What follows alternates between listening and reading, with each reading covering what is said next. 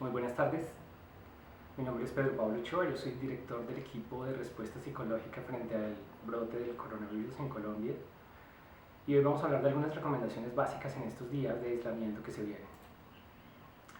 Lo primero que hay que tener en cuenta es importante reconocer las propias reacciones, es importante conocerse uno y saber que es normal en estas situaciones reaccionar de algunas maneras. Por ejemplo, es normal pensar 7 veces al día que uno está contagiado, estar muy preocupado por los síntomas, estar dándose cuenta que uno estornuda y estornudó 2 veces y preocuparse por eso es algo normal. De alguna manera, esta situación nos lleva a focalizar la atención en ciertas reacciones corporales. De la misma manera, es normal sentirse de alguna forma impotente y tener miedo de no poder proteger las personas que uno quiere. Nosotros estamos acostumbrados y nos gusta estar en situaciones en las cuales tenemos el control. Y esta definitivamente es una situación en la que no tenemos control. Es normal sentir aburrimiento, sentir impotencia, sentirse triste y solo por toda esta situación del aislamiento. También es normal tener miedo de perder la vida, de perder los medios de sostenimiento, de perder el trabajo. Es normal, ante una situación de emergencia, reaccionar con miedo. Por supuesto, también es normal pensar que uno se puede enfermar y tener temor a morirse. Eso es muy normal. Es normal sentir miedo de que las personas que uno quiere se enfermen. Pero es importante tener en cuenta que no todo el mundo reacciona de la misma forma. Algunas personas frente a ese temor se entristecen, otras se ponen a hacer bromas, otras se ponen molestas, se ponen de mal genio. Y cada persona tiene que identificar cuál es su manera de reconocer eso que está sintiendo. En estas situaciones en las que nos sometemos a estrés prolongado en el tiempo, ocurren cosas. Cuando estamos sometidos a mucho estrés por largos periodos del tiempo, eso puede tener una serie de efectos a largo plazo. Algunos efectos son psicológicos, unos efectos sobre la salud en general, pero también se pueden dañar, por ejemplo, nuestras redes sociales, nuestras redes con nuestros amigos. A veces el hecho de estar tanto tiempo encerrado con la familia en una situación de presión, compartiendo estas dificultades, puede hacer que las personas se peleen. El estar encerrado mucho tiempo con la pareja puede conllevar a una serie de conflictos que normalmente no se tienen que afrontar. Eso es importante entender. También es muy importante entender que nos podemos enojar y molestar, por ejemplo, contra el gobierno y contra las medidas que tome, o contra la empresa en la que trabajamos, porque puede haber tomado alguna medida con la que no estamos de acuerdo. Se puede sentir también una desconfianza frente a la información que se da y una desconfianza frente a la manera como se están manejando las cosas y los datos que se están dando. Pero, ¿qué podemos entonces hacer? ¿Qué podemos hacer en esas situaciones? Pero aunque es una situación difícil, también en estos momentos en algunas ocasiones sale lo mejor de las personas. Encontramos los ejemplos de valentía, de superación, que pueden ir desde cosas muy sencillas, desde cosas tan simples como estar pendiente de los amigos, llamarlos, estar pendiente de esa persona que sabemos que está sola, que se puede sentir mal, darle una llamada, hablar con ella, preguntarle cómo está. Es muy importante darle el espacio para expresar lo que siente. No sabemos en qué medida a veces esa pequeña llamada, esa llamada tan sencilla, puede ser definitiva en la vida de una persona. Podemos, por ejemplo, compartir información relevante. No compartir todo lo que llega, que uno no sabe si es seguro, de qué fuente salió. No, cuando reconocemos información que es de fiar, compartir esa información puede ser importante. Y, por ejemplo, compartir información segura con personas que tal vez no tienen acceso a las redes sociales, que no tienen acceso a internet. También podemos apoyar a personas que están solas. Uno puede reconocer a alguien tal vez en su edificio, en el conjunto, un vecino que sabe que se quedó solo, quizás una persona mayor que puede tener dificultades y uno puede ofrecerle la ayuda. A veces se llevarle al mercado o a veces ir a visitarlo un momento, preguntarle cómo está y qué necesita, pueden resultar cosas muy importantes y se convierten en pequeñas acciones que van a ayudar en general a las personas a estar mucho mejor. Es cierto que es una situación muy difícil, es cierto que es un momento muy complicado, pero somos quizás la generación mejor preparada que ha existido. Nunca se había tenido tanto conocimiento, nunca se había producido tanto conocimiento. Tenemos un montón de información, tenemos todas las redes a través de internet dándonos información que nos permite estar actualizados en un segundo. Lo que sucede en un momento dado se puede conocer en todo el mundo. Somos la generación mejor educada. Nunca habíamos tenido tantas facilidades y tantos recursos para aprender cosas. Y eso nos puede ayudar. Podemos de alguna manera pasar a la historia por ser la generación que se enfrentó a esta situación y salió adelante. Ahora bien, este fin de semana viene una situación complicada a la que muchas personas tal vez no se han enfrentado, y es estar encerrado en su casa en una cuarentena por un toque de queda, bien sea por algo que se ha establecido por una norma en algunas ciudades, o también, ¿por qué no?, porque algunas personas deciden hacerlo voluntariamente. ¿Qué hacer en esas situaciones en las que estamos encerrados? Lo que les voy a comentar ahora son una serie de recomendaciones que han sido recogidas por diferentes instancias. En principio el Colegio Oficial de Psicólogos de España, pero también otras entidades que han, a través de lo que se reconoce en la investigación, identificado algunas pautas, algunas claves que podríamos tener en cuenta. Lo primero, es muy importante comprender la realidad. Esta es una situación difícil. Esto no es un juego. Realmente, en este momento, hay una situación de riesgo muy grande. Nuestro sistema de salud puede colapsar y lo que esperamos es que no colapse. Y el que no colapse depende en gran medida de lo que nosotros hagamos. Eso es importante tenerlo claro. Esto no es simplemente un invento del gobierno para alguna cosa, no. Es una situación real a la que tenemos que enfrentarnos. Eso es muy importante tenerlo claro. Es muy importante no negar esa realidad, pero tampoco de alguna manera distorsionarla y exagerarla. Es importante que podamos entender y tener claro que esto no nos está pasando a nosotros, que le pasa a muchas otras personas, le está pasando a otras personas a nuestro alrededor, y que eso nos haga comprender que lo que hacemos también tiene mucho que afectar a las otras personas que están a nuestro alrededor. Es un momento en el cual no solo debemos pensar en nosotros, en individual, sino que tenemos que pensar como comunidad. Segundo, es muy importante que comprendamos la indicación, y es lo mejor que podemos hacer ahora es quedarnos en casa. Puede ser simple, puede ser que no sintamos que estamos haciendo un gran cambio en el mundo, pero esa es la recomendación. En este momento lo que hay que hacer es salir lo menos posible a la calle y quedarnos en la casa. Porque de alguna manera vamos a lograr hacer lo correcto. De una u otra forma vamos a lograr salir de esto. Y vamos a salir de esto haciendo las cosas bien hechas. Entendiendo que nos quedamos en casa, que tratamos de, en la medida de lo posible, salir menos, salir solamente a lo estrictamente necesario y teniendo todas las condiciones y todos los cuidados posibles. Ya saben, cuando nos encontremos con personas, evitar el contacto físico, lavarnos muy bien las manos, cubrirnos al estornudar de una manera adecuada, utilizar pañuelos desechables, si no tenemos un pañuelo desechable, taparnos con el codo. Esas son recomendaciones simples pero importantes. Debemos entender que es cierto que se han cometido muchos errores, pero que ahora en adelante podemos hacerlo bien y podemos asumir la responsabilidad de hacerlo bien. Y en ese sentido, ser honestos y ser coherentes con la situación. No se trata simplemente de hacer lo que dice el gobierno porque lo dice el gobierno, se trata de entender lo que sucede y actuar en congruencia.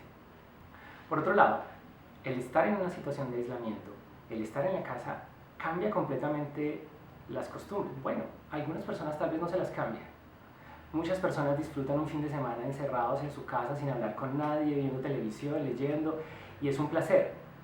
pero para otras personas puede ser novedoso eso de quedarse en la casa, y en particular quedarse en la casa tanto tiempo.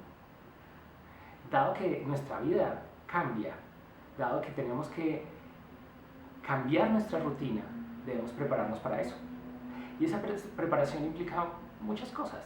Lo primero es de verdad planear. Y planear es empezar a tomar nota de, bueno, ¿yo qué voy a hacer estando en la casa?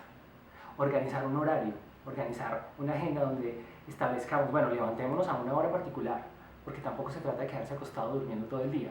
Eso no ayuda. Se trata de organizar nuestro tiempo para establecer una rutina que nos ayude a estar mejor. Y eso, si lo hacemos con las personas que estamos, mucho mejor. Si lo hacemos con nuestra familia, con nuestra pareja, genial. Se trata de construir un plan colectivo. Finalmente estamos todos montados en una misma nave. Es cómo nos ponemos de acuerdo para hacer que esta nave salga adelante. Entonces ponernos de acuerdo. ¿Qué vamos a hacer? ¿A qué horas nos levantamos? ¿A qué horas desayunamos? ¿Quién prepara el desayuno? ¿Quién lava los platos? ¿Quién recoge? ¿Cuál es el oficio que vamos a hacer mientras estamos todos compartiendo la casa? Distribuirse esas tareas puede ser algo muy útil, pero que sea producto de un plan, de una estrategia. Es también hacer, en ese sentido de planear las cosas y de establecer horarios, respetarlas. Respetar que hay un tiempo para dormir, que hay un tiempo para comer, que hay un tiempo para descansar. Y hay un tiempo para hacer otras cosas, hay un tiempo para hacer actividad, hay un tiempo para hacer ejercicio, hay un tiempo para socializar. Muchas de las personas, por ejemplo, que están trabajando desde su casa, se han encontrado con que eso de trabajar desde la casa es muy pesado, porque nunca paran. Uno puede estar sentado frente al computador horas y horas y horas y cuando se da cuenta ni siquiera ha ido al baño, no ha comido. No debemos permitir que ese tipo de cosas ocurran.